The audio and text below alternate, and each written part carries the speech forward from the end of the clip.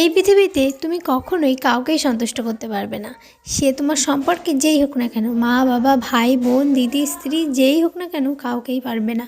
আসলে পৃথিবীর নিয়মটাই এমন।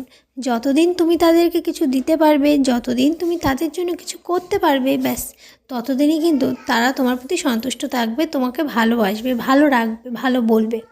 বাট যখনই দেখবে তুমি কিছু করতে পারছো না, তোমার শরীর সাথ দিচ্ছে না, তোমার অর্থ সাথ দিচ্ছে না, একটা সময় পর গিয়ে বুঝতে পারবে আসলে কেউই সন্তুষ্ট থাকা শুধু অভিনয় করে যায় যে হ্যাঁ আমি তোমাকে পেয়ে ভালো আছি বা খুশি আছি।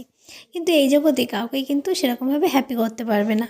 তাহলে কাকে হ্যাপি করতে পারবে? এই যে দেখতে পাচ্ছ, যাকে আমি আরতি করছি তাকে, হ্যাঁ তাকেই কিন্তু একমাত্র সন্তুষ্ট করতে পারবে, কারণ তিনি আত্মরাম, তিনি নিজের আত্মাতেই সন্তুষ্ট, তাকে সন্তুষ্ট করাই লাগে না।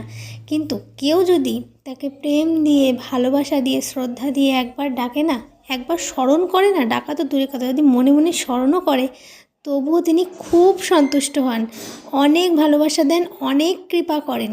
এখন হয়তো বলবে যে ভগবানকে ডেকে কী হবে, ভগবানকে ডাকলেই কি সব কিছু পাওয়া যায়? ভগবানকে ডাকলেই সব পাওয়া যায়, কারণ এই জগতে তো কিছুই না তোমার। তুমি কি নিয়ে যেতে পারবে এই জগৎ থেকে যে সব কিছু তোমার? তোমার যদি মা হয়, তোমার যদি বাবা হয়, তোমার যদি সন্তান স্বামী হয়, স্ত্রী হয়, তাহলে তুমি কি পারবে তাদেরকে আটকে রাখতে তোমার কাছে? যদি সত্যিই সেগুলো তোমার হতো, তাহলে তুমি তাদেরকে নিয়ে ভালো থাকতে, তোমার মতো করে চলতে পারতে।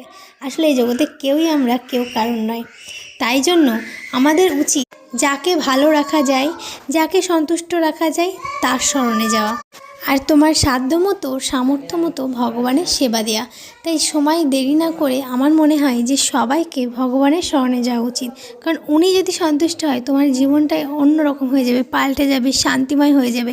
তাই সবসময় উচিত ভগবানকে ভালো রাখা, ভগবানের শরণে যাওয়া। তাছাড়া এই জগতে তুমি কাউকেই সন্তুষ্ট করতে পারবে না, সে তুমি যতই দাও না কেন, একটা সময় পর সবাই তোমাকে ছেড়ে যাবে। শুধু এই যে দেখছো ভগবান শ্রীকৃষ্ণ, সে তোমার জন্য দাঁড়িয়ে থাকবে, সব সময় তোমার জন্য।